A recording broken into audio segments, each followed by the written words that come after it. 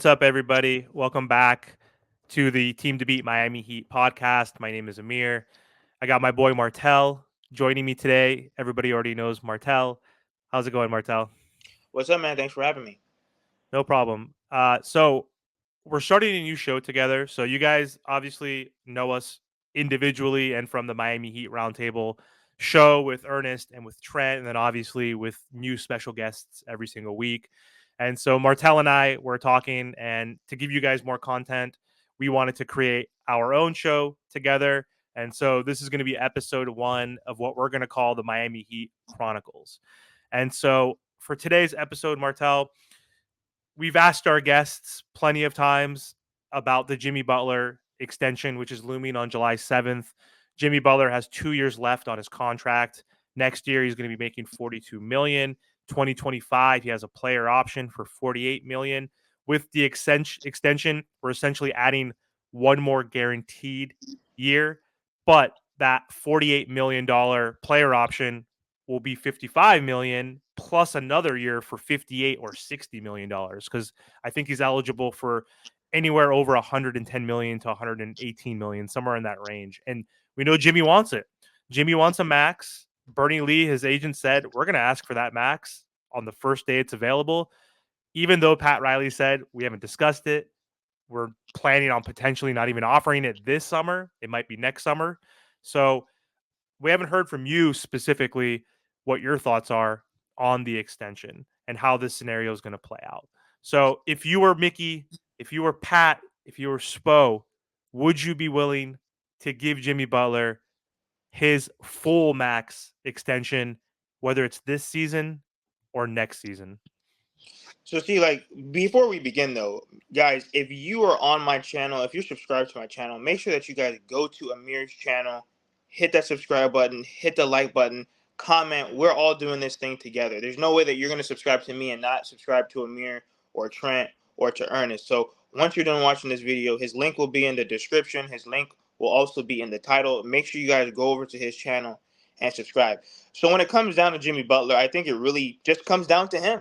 Because think about it. I understand why everyone's saying, well, he does deserve the max. I think that he's been able to do more with less compared to all the other players in the NBA that have stacked up teams. You know, the Phoenix Suns or the Dallas Mavericks who have a 1-2 punch, you know, or the Clippers who have, you know, Russell Westbrook, Kawhi, Paul George, James Harden. So don't get me wrong. Has Jimmy Butler even overachieved and really played his butt off? Yes. Does he deserve a max at 35 years old?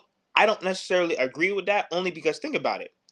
Bam Adebayo, it's already been reported that he's going to get a max deal as well. Yep. Tyler Hero, he's making $20 to $25 million a year. Terry Rozier, he's making another 25. Then you have Duncan Robinson, who's making 18 per. So our payroll is pretty high right now. And then now Jimmy Butler is requesting a max deal. And like I said, can he play a full season? And what I mean by a full season, this is the thing that Miami Heat fans and Heat Twitter don't understand. I don't want Jimmy Butler to play 82 games. He doesn't need to. However, if he can give me 65 games, but he actually plays in those 65 games, now I think that the Miami Heat can at least stay afloat. But we can't afford for Jimmy Butler to miss. It's just like how he did last year.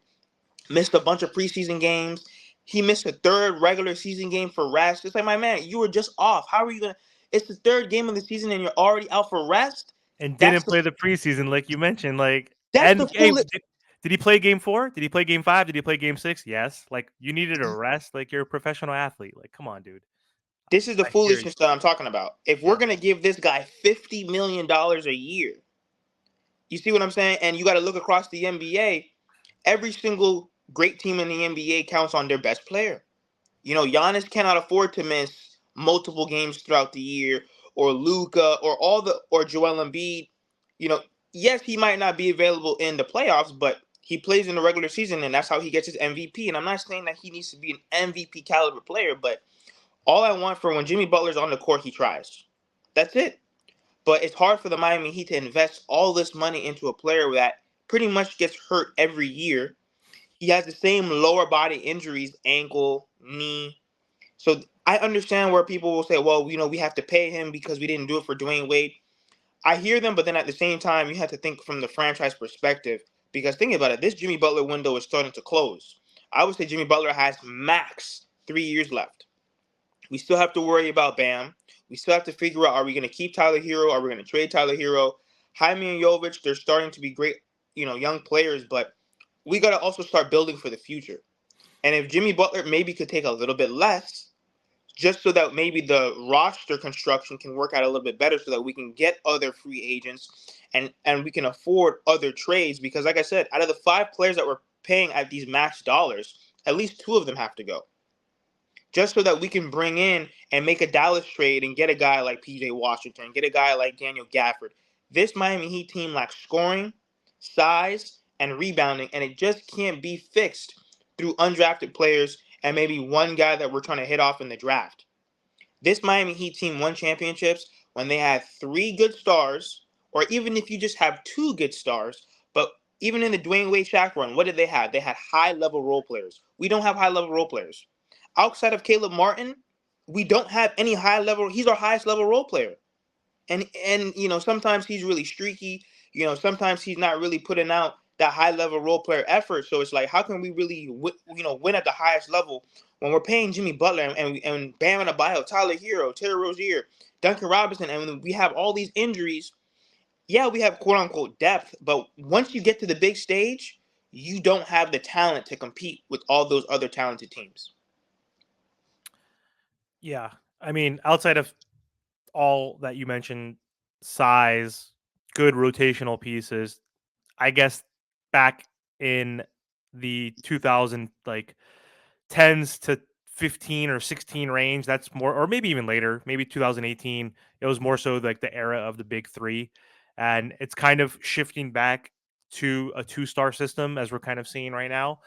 And the key theme though, Martel, that we're also missing that you didn't mention is an elite scorer. Like when we had just Wade and Shaq, Wade is a more elite scorer than Jimmy Butler. Jimmy Butler, his career best average points per game regular season is 23.9. Dwayne Wade won the scoring title whatever year it was, that year he got robbed of MVP in 2009, 8, 9 or 10, whatever it was, where he averaged like over 30 points per game, right? So, I think we're also missing the ability of having at least one elite scorer. Right now Bam and Jimmy are both very good scorers, very capable.